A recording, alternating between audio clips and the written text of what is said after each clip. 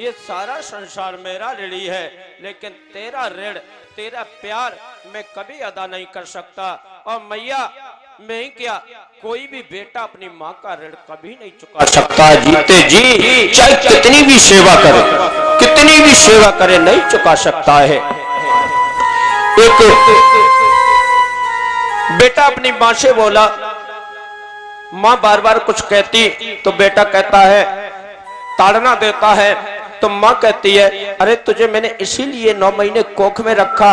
वो अभागा लड़का कह रहा है, तू अपनी कोख का किराया बता कितना है।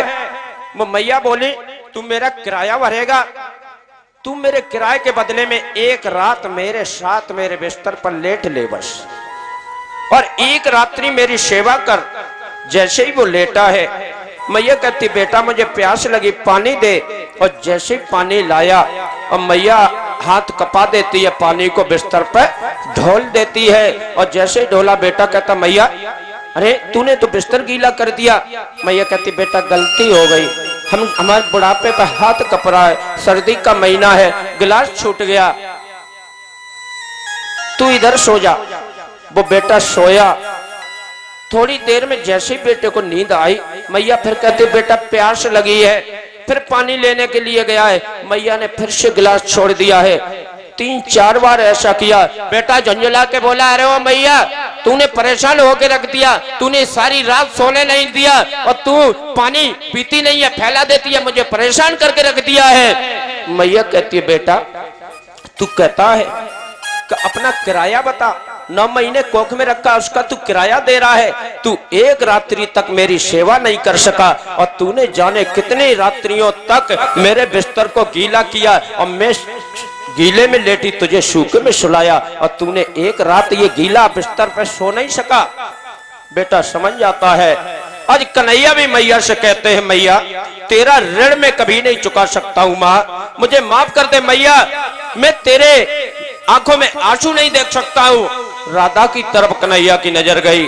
कन्हैया कहते, राधा आज मुझे वचन दो, तुम कभी अपनी आंखों से आंसू नहीं बहाओगे, मैं किसी ब्रजवासी की आंख में आंसू नहीं देख सकता हूँ। कृष्ण कहने लगे, कृष्ण लेते हैं ब्रज से विदाई, कि मैया कोई याद ना करे।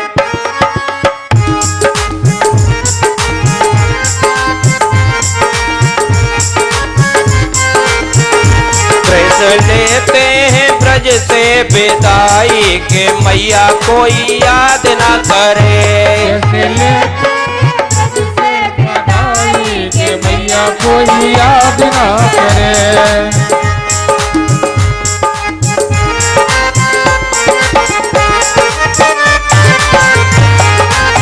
वो कैसे लेते हैं ब्रज से बधाई, के मैया कोई याद ना करे।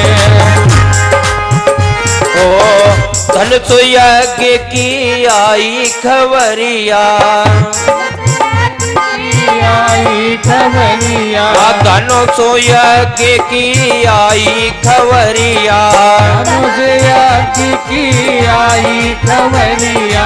जाना पड़ेगा मथुरा नगरिया, जाना पड़ेगा मथुरा नगरिया, जाना पड़ेगा मथुरा नगरिया, जाना पड़ेगा मथुरा नगरिया। ये दिल देता है दुआई, कि मैया कोई याद ना करे। ये दिल देता है दुआई, कि मैया कोई याद ना करे। कृष्ण लेते हैं ब्रज से विदाई, कि मैया कोई याद ना करे। लेते हैं ब्रज से विदाई, कि मैया कोई याद ना करे।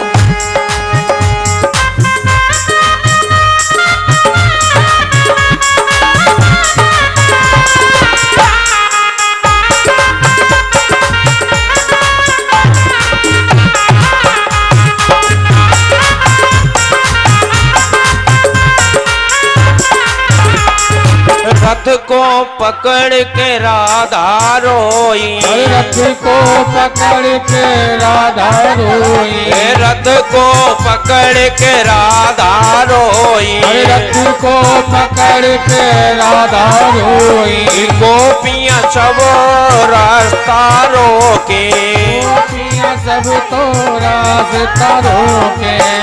राधा कैसे सहे ये जुदाई के मैया कोई याद ना करे।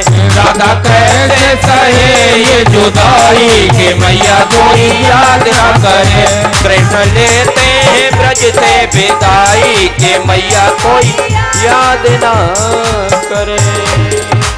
हे मैया, हे राधा, आज मैं ब्रज से विदाई लेता हूँ सिर्फ 3 दिन के लिए। अब मुझे कोई याद न करे और किसी की आंखों में आंसू ना आए, तुम सबको मेरी कसम है। और जैसे ही श्याम ने कसम खिलाई, मैया ने आंसुओं को पोंछ लिया, राधा ने आंसुओं को पोंछ लिया। सब गोपी चुप हो गई और मलिन हो गई। भगवान का रथ आगे बढ़ा, गोपियां रास्ता देख रही हैं। जब तक रथ दिखाई पड़ रहा है तब तक तो रथ को निहार रही हैं। फिर उसी जगह पर बैठ गई। भगवान कन्हैया मथुरा के किनारे पहुंचे। नंद बाबा से कहते हैं, अक्रूर चाचा से कहते हैं, अब मैं यहीं पर रुकूंगा और नगर में कल स्वयंवर को देखूंगा, धनुष यज्ञ को देखूंगा, तभी आऊंगा, अभी नगर में प्रवेश नहीं करूंगा। अक्रूर जी कहते मेरी कुटिया पर चलो। कृष्ण कहते तुम्हारी कुटिया पर समय आने पर अवश्य आऊंगा। अक्रूर जी चले जाते हैं। एक बगीचे में नंद बाबा अपने सभी का कटोरा है। भगवान देखकर मन में सोचने लगे। दाऊ भैया से कहते हैं, भैया ये सामने से कोई नारी आ रही है, आपकी आज्ञा हो जाए तो इस पर भी कृपा कर दें। दाऊ भैया कहते हैं, नेकी और पूछ पूछ के भगवान कन्हैया आगे बढ़े। कुब्जा से कहते हैं,